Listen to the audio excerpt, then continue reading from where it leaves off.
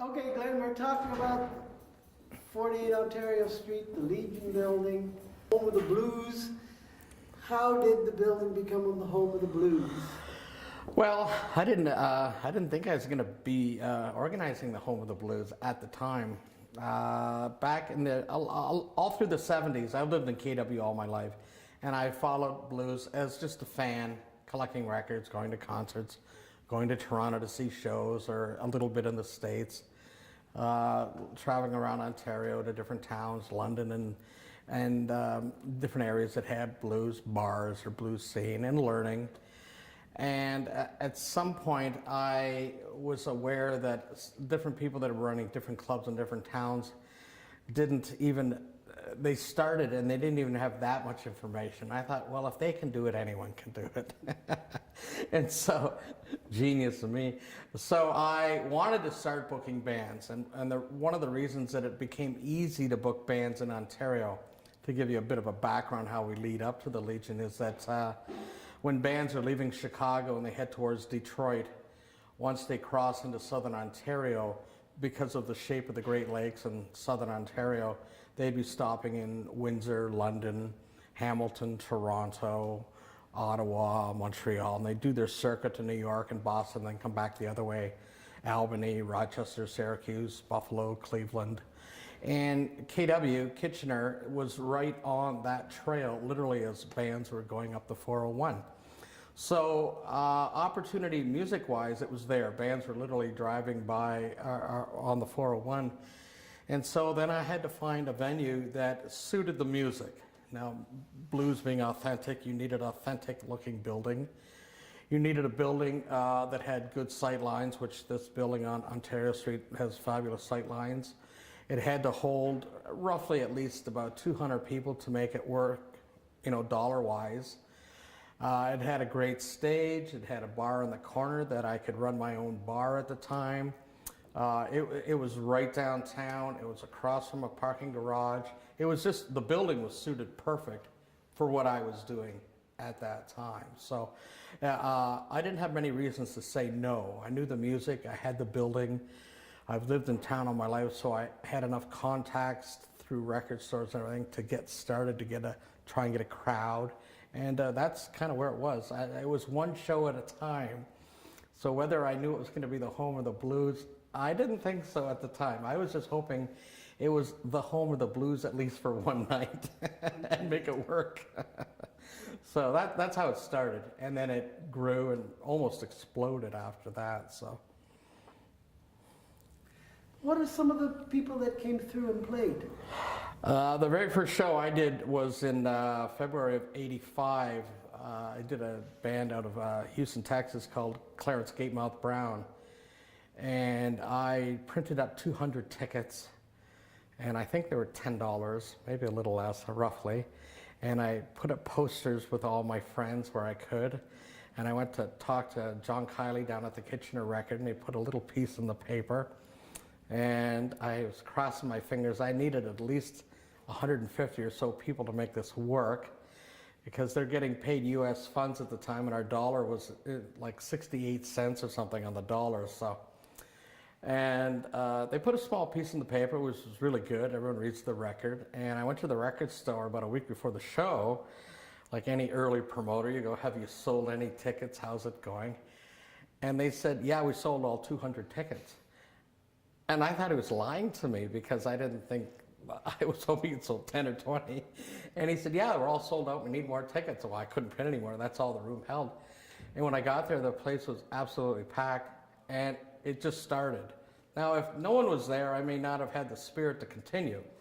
But I had a day job, so it's not like I mortgaged the house to do this. If it broke even or lost some money, well, at least I could go back to my day job up on Lawrence Avenue on Mondays. So. But that's where it started. It was great crowd, and it just went from there. And the building was a huge part of it.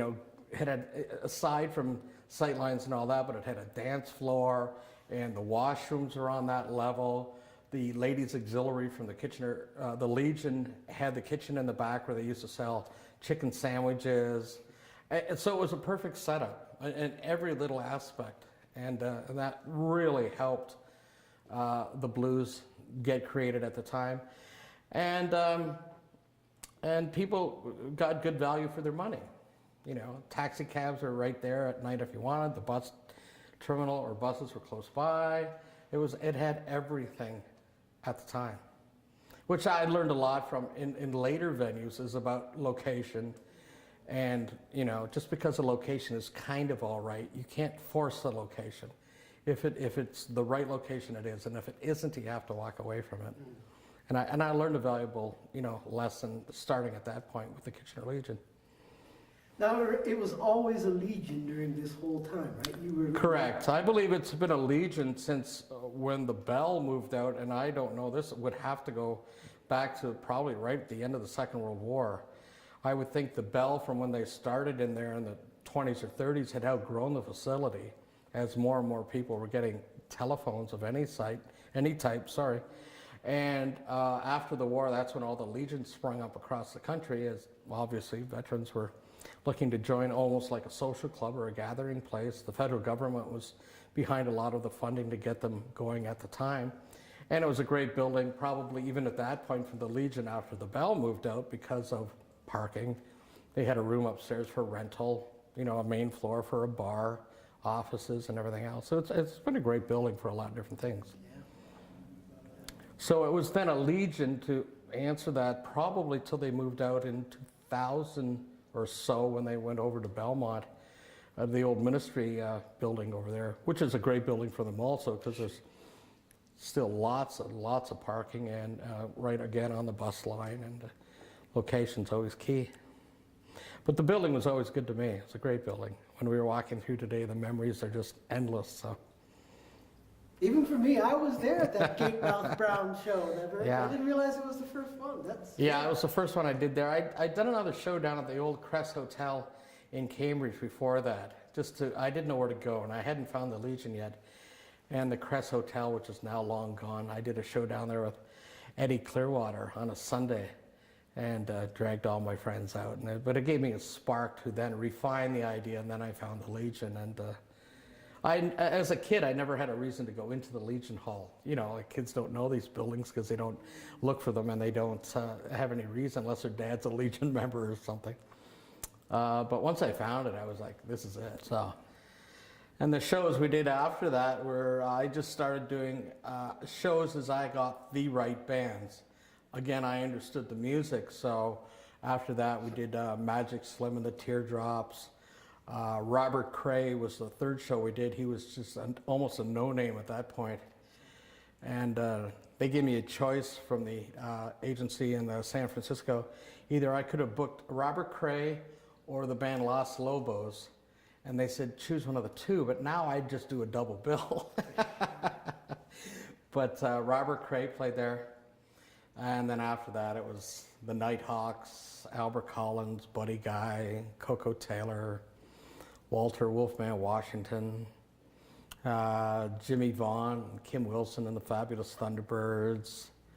It's Colin James' first tour when he first left the Saskatchewan, played Ontario. Chicago Pete, Lazy Lester, King Biscuit Boy. We did a lot of shows. It was a great time. Big Twist and the Mellow Fellows. Oh my goodness. There's been a lot of bands. And you have the posters for all this. Everyone. Yeah. I learned from guys before me. I love print art, and I like print advertising for posters. And one thing, they never had the year on them, because they were, if it was a 60s poster, they'd go, James Brown coming to town. You know, they'd say the date, but they never said the year, because it was advertising that was designed for the next couple of weeks. Where I treated it like advertising that you're going to look at an old poster 100 years from now and say, oh, and so I would make sure I put the year on it. So then you go back in history, and especially when you start losing your memory, and then you can correlate them time-wise, otherwise you'll forget which show was which, but it's fun. Anything else you can think of in your memories that might be of interest or assistance to these people working on the design of the building? It's a great building. It's a simple building. There isn't anything architecturally fantastic about the exterior. It's built solid. The concrete steel reinforced floors are solid. There's character inside. It's got great 12-foot ceilings.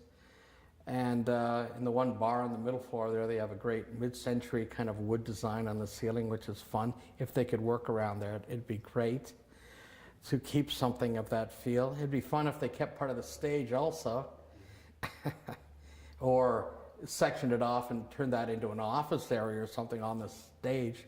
Would be fun. But it's a wonderful building, and I hope it's there for another 100 years. So.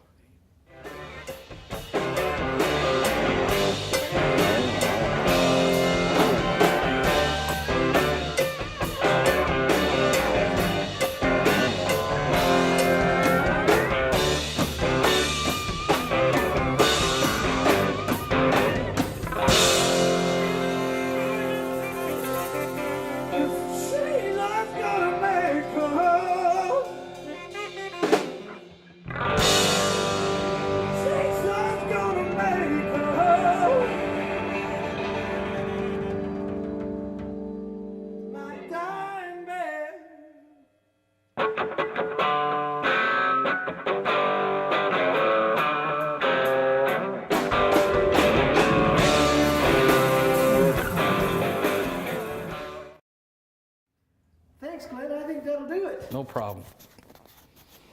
Fun when you just make stuff up.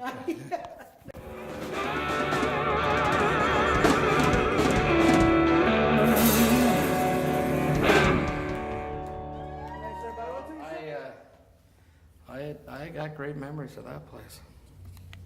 It is a great building.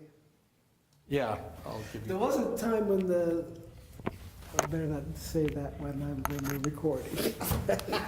Yeah, that's what I was going to say. That's some early